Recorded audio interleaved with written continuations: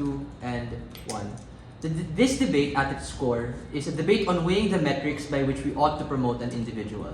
That is to say, as a consequence of this premium, it's probably the case that post-collegiate degrees, people who have post-collegiate degrees get promoted more because of the degree that they hold. The first thing I want to flag out is where this debate actually lies. Because this debate isn't about getting whether or not getting a post-collegiate degree is bad or it's not something that we want. Rather, it's a debate on regretting the premium. The premium and perception that post-collegiate degrees are better and as a result should result in more and faster promotions. The push of side government will be incredibly clear. We have two very specific pushes. A, we think that this premium is incredibly anti-poor in the way in which it prioritizes people who have the means to be able to get a master's or a doctor's, and why principally it's just super unfair. But B, why the counterfactual needs to be a lot more meritocratic and results-based, absent any of the qualifications given by your collegiate education. A couple of pieces of framing to contextualize where government bench is going to come from. A, this is a regrets motion and we have to do a historical accounting of what the premium placed on post-collegiate degrees has done to society. This is not a debate about these degrees being good or bad, but uniquely about the premium we put on them as a criteria or metric for institutional promotions. This means that on OP, their primary and major metric for promotion, at the very least, the tipping point, has to be that master's or doctorate.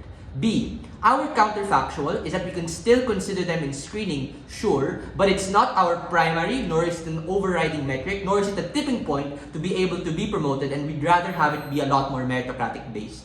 This can depend on the kind of institution that exists in status quo. It can be for-profit like a business, or non-profit like a charity or NGO, of which their metrics of success depend. It can be sales targets, it can be customer reach, refugee safety, dollars spent, people uplifted, whatever it is that they particularly want.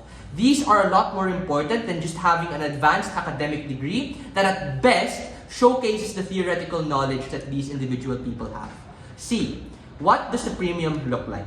This looks like diploma mill institutions churning out random degrees that they can sell so that people can get promoted faster. This can also look like the average middle class worker flocking to take tokenistic courses in these aforementioned diploma mill institutions, all for clout so they can lock in a promotion or get a better standing in life.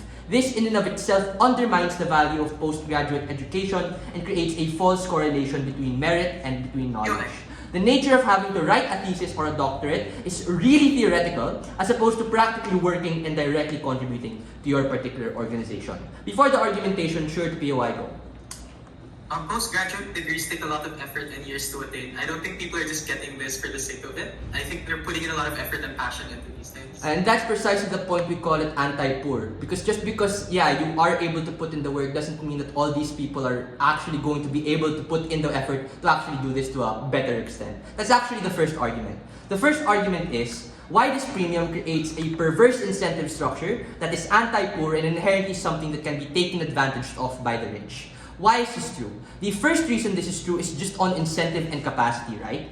Poor people, even if they have incentive, really don't have any capacity, given that taking up a master's education, as to what the POI mentioned, in any university requires significant funds that the average person probably, or the average poor person probably does not have a lot of money into.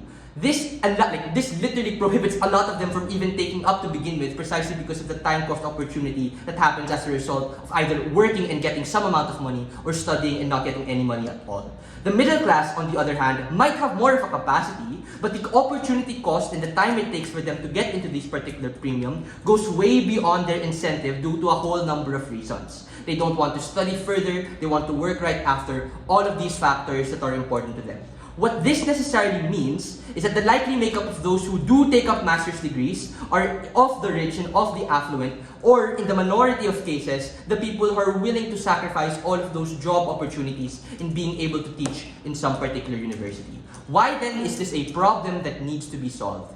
1. You promote a false correlation between the merit of your actions and the theoretical knowledge that you have as a consequence of your degree. This is bad insofar as your ability to learn needs to be assessed through a more pragmatic and realistic approach. Note that I know this sounds very conceptual, but the direct impact this has on the employee who puts in the same amount of effort and who tries to the same capacity as the graduate degree, just by definition, loses out on that particular opportunity for promotion because the tipping point is on the perception of who holds a master's and who doesn't.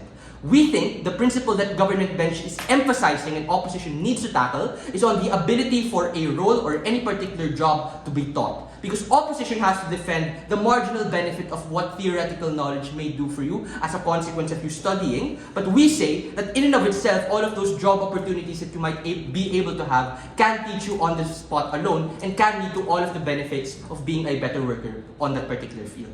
The second neck I have is just on the creation of these diploma mills and how this provides an easy pathway and opportunity for the rich to basically just like go straight forward and skip all of the processes and due diligence of what they have. That is to say, there are some random like universities in Australia or random universities in Europe that offer very niche and very like minute like master's courses in business or whatever. And as a consequence of the rich having the capacity to be able to enroll in these universities and have them have that input of, hey, I now have a master's degree, this in and of itself is the like piece of paper that they can show to all of these companies that enables them to get an up step as opposed to the average individual person who doesn't have that.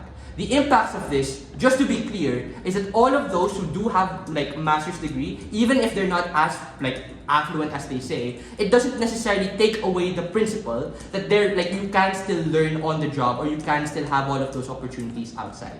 Lastly, a bit on the counterfactual. We'll credit the postgraduate stuff, sure, right? But we'd rather it be results as a consequence of a results-based outcome. That is to say, all of the stuff that I said in my framing, all of those key metrics, don't necessarily have a tie towards your educational background.